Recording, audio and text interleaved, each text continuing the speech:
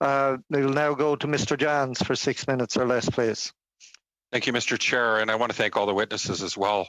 It's an honor to be joining today's committee from the Nuu-chah-nulth people territory and from the unceded territory of the Hoopa-Chesed and Sashat people.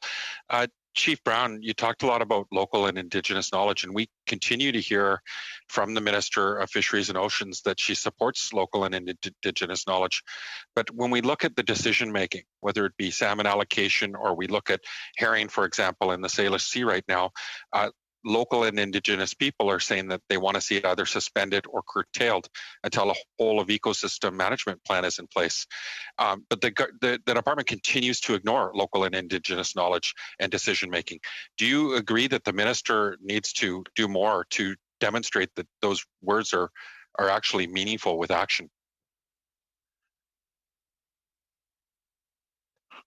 I absolutely agree that the minister has to put into effect the commitment, the verbal commitment, and it's a challenge because the status quo has been, it's been a heavy industrial driver, and it has been to our detriment.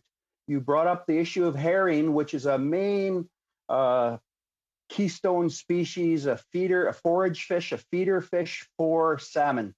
If you look at what's going on in British Columbia with herring, it's very similar to salmon.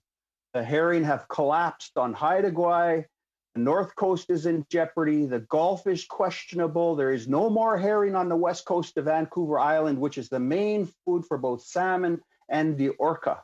And that is on the watch of DFO.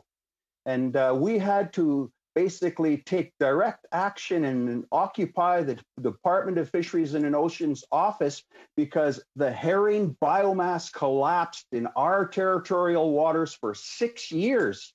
And then finally, when it started to come back a little bit, they wanted to have a commercial fishery. And we said, no, you cannot do that. You got to give the herring an opportunity to rebuild. I mean, look what happened in the Atlantic. We took it right down to the last cod. When are we going to learn? You know, we have to do things differently. The other thing is, yes, I believe the Indigenous people are the voice of reason in this deliberation, but we have it's massive because we're dealing with transboundary issues.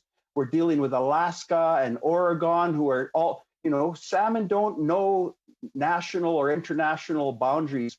We do have to work collaboratively so that the salmon can have a fighting chance.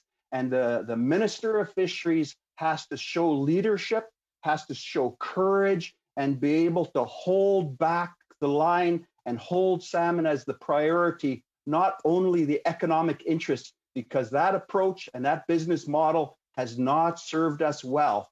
It's been 100 years, and we have seen an absolute destruction of salmon. We have over 20 salmon-bearing rivers in our territory, and last year we had 6 salmon return in one river. It's just like what the inshore cod fishery were saying in the Atlantic. There's no cod here, but DFO is saying, no, our computer-generated models say that there's this biomass.